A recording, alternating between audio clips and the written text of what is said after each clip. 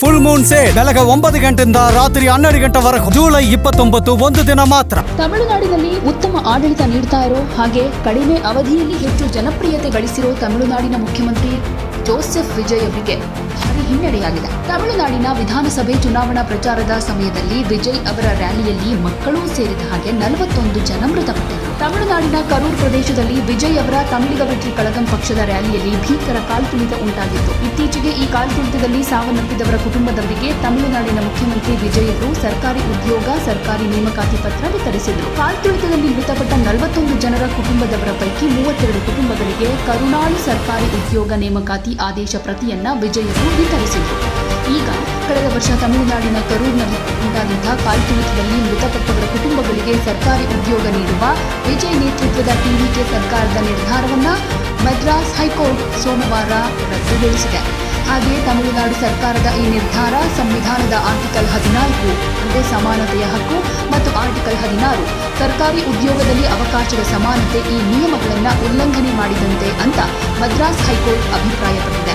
ಅಲ್ಲದೆ ಈ ಮಾದರಿಯಲ್ಲಿ ಸರ್ಕಾರಿ ಉದ್ಯೋಗಗಳನ್ನು ಕೊಟ್ಟರೆ ಇದೇ ರೀತಿ ಉದ್ಯೋಗವನ್ನು ಕೋರಿ ಇತರರಿಗೂ ದೊಡ್ಡ ಪ್ರಮಾಣದಲ್ಲಿ ಅರ್ಜಿ ಸಲ್ಲಿಸೋ ಅವಕಾಶ ಕ್ರಿಯೇಟ್ ಆಗುತ್ತೆ ಅಂತ ಹೈಕೋರ್ಟ್ ಉಲ್ಲೇಖ ಮಾಡಿದೆ. ಕಳೆದ ವರ್ಷ ಸೆಪ್ಟೆಂಬರ್ ತಿಂಗಳಲ್ಲಿ ತಮಿಳುನಾಡಿನಲ್ಲಿ ಡಿಎಂಕೆ ಅಧಿಕಾರದಲ್ಲಿದ್ದಾಗ ಟಿವಿಕೆ ಪಕ್ಷದ ಸಂಸ್ಥಾಪಕ ವಿಜಯ್ ಅವರು ನಡೆಸಿದ್ದ ರ್ಯಾಲಿಯಲ್ಲಿ ಭೀಕರ ಕಾಲ್ತುಳಿತ ಉಂಟಾಗಿತ್ತು. ಇದರಲ್ಲಿ 41 ಜನ ಮೃತಪಟ್ಟಿದ್ರು. ಈ ಕಾರ್ಯಕ್ರಮಕ್ಕೆ ವಿಜಯ್ ಅವರು ತಡವಾಗಿ ಬಂದಿದ್ದೇ ಈ ದುರಂತ ನಡೆಯೋದಕ್ಕೆ ಕಾರಣ ಅಂತ ತಮಿಳುನಾಡು ಪೊಲೀಸರು ಹೇಳಿದ್ರು. ಈ ಪ್ರಕರಣದ ತನಿಖೆಯನ್ನ ಅಕ್ಟೋಬರ್ 2025ರಲ್ಲಿ ಸುಪ್ರೀಂ ಕೋರ್ಟ್ ರಾಜ್ಯ ಮಟ್ಟದ ವಿಶೇಷ ತನಿಖಾ ತಂಡದಿಂದ ಕೇಂದ್ರ ತನಿಖಾ ದಳಕ್ಕೆ ತನಿಖೆಗೆ ವರ್ಗಾಯಿಸಿತ್ತು. ಸ್ವತಂತ್ರ ಹಾಗೆ ನಿಷ್ಪಕ್ಷಪಾತ ತನಿಖೆಯ ಅಗತ್ಯವನ್ನ ಒತ್ತಿ ಹೇಳಿತು. ತನಿಖೆ, ಜನಸಂದಣಿ ನಿರ್ವಹಣಾ ವ್ಯವಸ್ಥೆ, ವಿಜಯ್ ಆಗಮನದ ಸಮಯ ಮತ್ತು ಪಕ್ಷದ ಸಂಘಟಕರು ಹಾಗೆ ಸ್ಥಳೀಯ ಅಧಿಕಾರಿಗಳ ನಡುವಿನ ಸಮನ್ವಯತೆಯ ಕೊರತೆ ಸೇರಿದ ಹಾಗೆ ಅನೇಕ ವಿಷಯಗಳನ್ನ ಉಲ್ಲೇಖ ಮಾಡಲಾಗಿತ್ತು. ಈಗ ಮದ್ರಾಸ್ ಹೈಕೋರ್ಟ್ ಈ ವಿಚಾರಕ್ಕೆ ಸಂಬಂಧಪಟ್ಟ ಹಾಗೆ ಸರ್ಕಾರಿ ಉದ್ಯೋಗ ನೇಮಕಾತಿ ಆದೇಶ ಪ್ರತಿಯನ್ನ ರದ್ದು ಮಾಡುವ ಮುಖಾಂತರ ಸಿಎಂ ವಿಜಯ್ ನಿರ್ಧಾರಕ್ಕೆ ಬ್ರೇಕ್ ಹಾಕಿದೆ.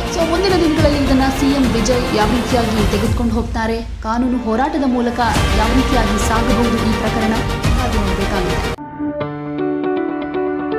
ಯಾವುದೇ ಸುದ್ದಿಯ ಅಪ್ಡೇಟ್ ಅನ್ನ ಮಿಸ್ ಮಾಡ್ಕೊಳ್ಬಾರ್ದು ಅಂದ್ರೆ ಈಗ್ಲೇ ಒನ್ ಇಂಡಿಯಾವನ್ನ ಸಬ್ಸ್ಕ್ರೈಬ್ ಮಾಡಿ. ನಿಮಗೆ ಬೇಕಾದ ಭಾಷೆಯಲ್ಲಿ ಎಲ್ಲಾ ಸುದ್ದಿ ತಿಳಿಬೇಕು ಅಂದ್ರೆ ಒನ್ ಇಂಡಿಯಾ ಆಪ್ ಅನ್ನ ಡೌನ್ಲೋಡ್ ಮಾಡ್ಕೊಳ್ಳಿ.